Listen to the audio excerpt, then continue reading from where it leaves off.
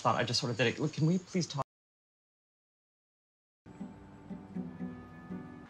No, I can't get on. This job you have is making... Back in Brooklyn. Film ini menceritakan tentang seorang penulis buku bernama David yang merupakan seorang pekerja kantoran dan sangat beruntung untuk mendapatkan gadis yang memiliki apem yang sangat legit dan belum pernah dicicipi. Namun sayangnya, dia dilanda kekacauan dalam keuangannya, serta ia juga terjerumus dalam bisnis gelap. Yang mana itu bukan seharusnya ia lakukan. Dan sebelum lanjut, kalian wajib pencet tombol subscribe dan nyalakan tombol notifikasinya. Gue Mike, langsung aja masuk ke dalam videonya. Let's go! Buat kalian yang bingung mau nyari link gacor di mana, itu gue udah sertain linknya ada di bawah. Bisa juga kalian dapetin di Google dengan search Betwin 188 dan slot 188 yang terakhir Happy Bet 188. Gak usah basa-basi, langsung let's go. Di suatu hari, David menghadiri sebuah pesta bersama temannya. David ini diberi sebuah obat oleh Eliza, dan Eliza ini adalah salah satu teman dekatnya si David. Lalu si David berinisiatif untuk mengganti musik di pesta itu dengan musik yang sangat cukup santuy, dan hal itu diketahui oleh wanita mantap yang bernama Kate. David mengatakan kepada Kate bahwa dia adalah seorang penulis di sebuah blog tentang musik. Kate pun langsung mengajak David untuk berdansa. Awalnya David sangat enggan, akan tetapi David mulai menyukai si Kate. Dan ia pun berdansa dengan Kate hingga akhirnya Kate dan David mulai pergi ke kamar. Mereka pun hendak bercumpa, tapi mereka tidak jadi bercumpa David karena si Kate telah memiliki seorang kekasih yang bernama Simon yang sedang bersekolah di asrama. Jadi Kate ini jarang bertemu dengan pacarnya, sehingga lapis yang wangi itu sangat-sangat terjaga dan tersegel. Mendengar hal itu, David pun yang awalnya sempat kecewa karena Kate telah memiliki pacar. Akan tetapi, Kate merupakan orang yang sangat menyenangkan dan juga sangat baik kepada David. Keesokan harinya, David melakukan aktivitasnya dan bekerja di kantor. Beberapa saat ia sempat chattingan dengan seorang temannya, dan David menceritakan tentang Kate bahwa dia sedang jatuh cinta dengan wanita itu. Karena Mike merupakan teman yang baik, ia selalu mensupport hal tersebut. Mike mengajak David datang ke pesta lagi, dan David pun menyetujuinya. Ketika David sampai di pesta itu, ia merasa hampa karena pesta itu tidak dihadiri oleh si Kate. Dan akhirnya ia pun langsung menelpon Kate untuk pergi ke suatu tempat. Kate pun merasa senang karena dia ditelepon oleh si David. Ia pun langsung mengiyakan ajakan David. Seiring berjalannya waktu, David dan Kate pun sering bersama. Hingga akhirnya Kate memberi izin ke David untuk menikmati lapis wangi itu. Hari-hari David pun menjadi sangat spesial karena ditemani oleh si Kate, wanita mantap itu. Walaupun si Kate telah memiliki kasih, tapi hal tersebut tidak merubah rasa cinta David kepada si Kate. Dan begitu pun sebaliknya. Kemudian David pun mengunjungi ibunya di rumah dan menceritakan bahwa ia sangat senang bekerja di kantor tempat ia bekerja sekarang. Lalu saat jam istirahat, David melihat ada pesan masuk dan ternyata pesan itu dari si Kate. Kate mengatakan ia mempunyai dua berita baik. Yang pertama, Kate keterima kerja di kantor hukum, dan berita kedua, Kate telah putus dengan pacarnya yaitu Simon. Hal itu membuat David merasa lega dan akhirnya mereka pun resmi menjadi pacar. Dan itu merupakan kesempatan emas buat si David. Ia pun mengajak Kate untuk tinggal bersama di apartemennya dan tinggal sekamar dengannya. Kate pun menyetujui hal tersebut dan akhirnya mereka tinggal bersama. Dan di sini kalian pasti udah tahu nih apa yang bakal terjadi. Kemudian David pun menceritakan hal tersebut kepada dua sahabatnya, Joe dan si Mike. Mike setuju saja dengan Kate tinggal bersama David, tapi menurutnya ia harus waspada karena Kate merupakan orang yang sangat baru ia kenal. Sedangkan si Joe jelas tidak setuju karena ia adalah orang asing dan tidak seharusnya David mengajaknya tinggal bersama. David yang menanggapi hal tersebut dengan santai, ia pun menganggap bahwa si Kate tidak seburuk itu. Dan David juga sangat mencintai dan percaya pada si Kate yang mantap ini. Keesokan harinya suasana begitu sunyi di kantor. David bekerja seperti biasanya dan ternyata bosnya David menyuruh untuk menemuinya. Ternyata di sini karena kondisi perusahaan yang lagi buruk, David pun ingin dipecat oleh bosnya sendiri. David disuruh untuk mengembalikan semua fasilitas kantor dan merapikan meja kerjanya. Di saat yang bersamaan, Kate mengabari David bahwa ia selama magang tidak akan dibayar sepeser pun selama 6 bulan. David pun bilang dia juga baru saja dipecat dari pekerjaannya. David pun berusaha untuk menyenangi dirinya. Dia pun berkunjung ke rumah orang tuanya. Akan tetapi dia tidak mau memberitahu orang tuanya bahwa ia sudah dipecat. Anything. Airline pilot. Programs for him, yeah? I thought every... For most of the story. Singkat cerita, David mendapatkan sebuah ide. Dia sedang menulis sebuah cerita dan mendengarkan sebuah lagu tentang ganja. Ia pun berniat untuk menjadi pengedar dan dia memakai uang tabungannya sebagai modal awal. David mulai menghubungi temannya yaitu Eliza dan akan memberitahu bahwa si David akan masuk ke dalam bisnis tersebut. David menceritakan rencananya kepada Kate bahwa ia akan menjadi pengedar barang haram tersebut dalam jangka beberapa waktu ke depan. Kate pun bingung harus setuju atau tidak karena resiko yang dialami David akan sangat tinggi. David mengatakan itu hanya sementara saja. Setelah hasil yang didapatkan dari barang haram tersebut, ia akan membuka usaha dan selesai melanjutkan bisnis haram tersebut. Lalu David dikenalkan oleh Eliza ke salah satu bar yaitu si Ace. David pun mengambil barang haram tersebut melalui si Ace. Awalnya Ace nggak percaya kalau David bisa menjual barang haram tersebut. David pun membeli barang haram seberat 2 ons. Untuk permulaan, ia pun memberitahu kepada teman-temannya bahwa David telah menjual barang haram tersebut. Ia memberitahu itu dengan sangat polos dan tidak memiliki rasa takut sedikit pun.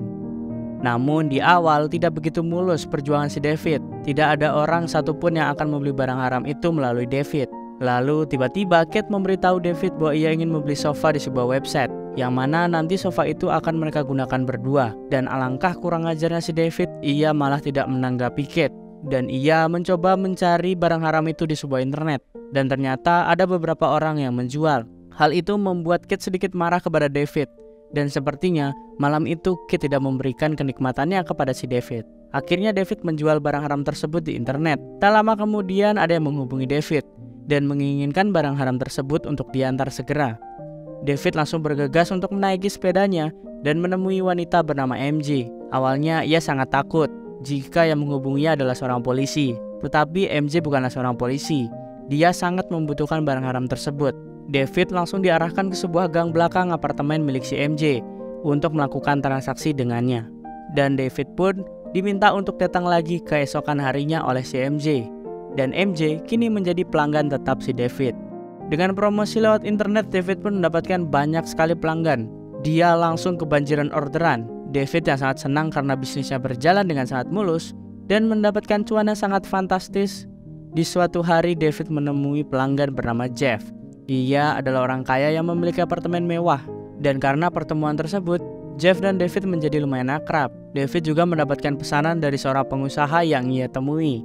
Pengusaha tersebut memberikan uang yang lebih agar David bisa membeli sepeda baru.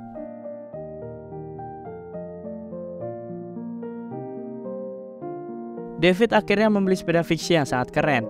David pun menemui Kate yang baru saja pulang kerja. David juga memberikan Kate kotak coklat kesukaannya. Kate yang sangat senang akan hal itu pun langsung pulang bersama si David dengan sepeda barunya. Setelah itu David pun menemui Ace untuk membeli barang haram lagi. Di sini Ace tidak mengira bahwa ia menjadi pengedar yang sangat hebat. Padahal sebelumnya si Ace ini sangat mengacuhkan si David. Akhirnya Ace dan David pun menjadi akrab nih. Sementara itu David dengan banyaknya pesanan, ia menjadi tidak banyak punya waktu dengan si Kate. Begitu juga dengan teman-temannya nih. Dude, you're a weed dealer.